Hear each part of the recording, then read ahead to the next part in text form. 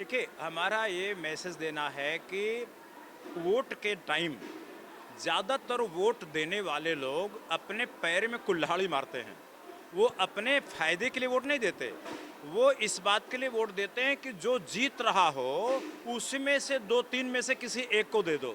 और अगर तीनों दुर्योधन हैं, तीनों दुशासन हैं, रावण हैं, मेघनाथ हैं, ये फिरौन हैं, अगर सारे अपराधी हैं और जनता का नुकसान करने वाले हैं, तो इससे अच्छा है कि आप सही आदमी को वोट दो, भले वो हार जाए।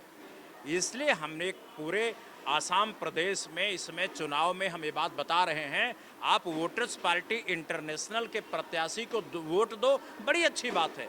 लेकिन आप इस आधार पर वोट मत दो कि आखिर ये जीतने वाला है। जो जीतने वाला है वो वोटरों के अधिकार के लिए वोटरशिप कानून नहीं बनाएगा। जो जीतने वाला दलाल पार्टी वाला है वो गरीबों के लिए साइकिल मोटरसाइकिल वालों को एमपी एमएलए के पदों पर आरक्षण देने के लिए कानून नहीं बनाएगा।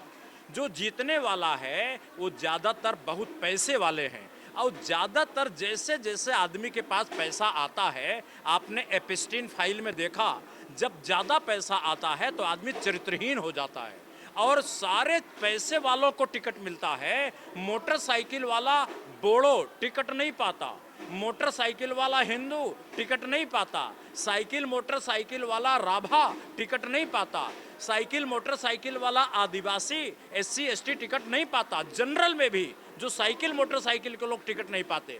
मतलब 1-2% लोगों ने पूरी सत्ता कब्जा कर ली, सरकार कब्जा कर ली, पार्टियां कब्जा कर ली, एमपी एमएलए की कुर्सियों पर कब्जा कर ली। भारत में लोकतंत्र पूरी तरह खत्म हो चुका है। अब लोकतंत्र को फिर से पैदा करना है। जैसे एससी एसटी को आरक्षण मिला, वैसे नया कानून बनना चाहिए कि बीपीएल के 25% लोग हैं तो 25% टिकट उनको मिलना चाहिए जो बीपीएल में आते हैं, बिलो पॉवर्टी लाइन, मतलब साइकिल वाले। अब मोटरसाइकिल वाले जो एपीएल वाले हैं उनकी जनसंख्या 72% है, तो 72% सीटें और उन पर टिकट केवल मोटरसाइकिल वालों को मिलना चाहिए और हेलीकॉप्टर वालों को और करोड़ों रुपए की कार वालों को 3 सीट रिजर्व करना चाहिए। जिसकी जितनी संख्या भारी उसकी उतनी भागीदारी। इस सिद्धांत पर हम लोगों को नए कानून आरक्षण में सुधार करना पड़ेगा। और ये जो चरित्रहीन लोगों ने कानून बनाया, दूसरे की पत्नी पटाने का अधिकार, दूसरे का पति पटाने का अधिकार, बिना शादी के पति पत्नी बन जाने का अधिकार, लोरा लोरा की शादी करने का अधिकार, अब स्वाली स्वाली के शादी करने का अधिकार, ये जो व्यभिचारी लोग, ये जो पैसे वालों ने कानून बनाया है, ये सारे कानून खत्म होने चाहिए। वोटर्स पार्टी इंटरनेशनल इसके लिए संघर्ष कर रही है। ये पार्टी इसके लिए भी चुनाव मैदान में है कि 1986 में असम सरकार ने कानून बनाया था कि भूमि सुधार लागू किया जाएगा, लेकिन भूमि सुधार का कानून बन गया, आज 40 साल तक लागू नहीं हुआ।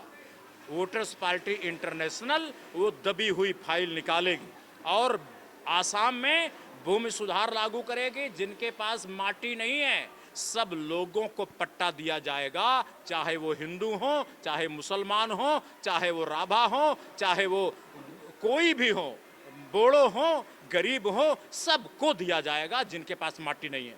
इसलिए आसाम को वोटर्स पार्टी एक लेबर सप्लाई प्रदेश के रूप में अब आगे नहीं चलने देगी।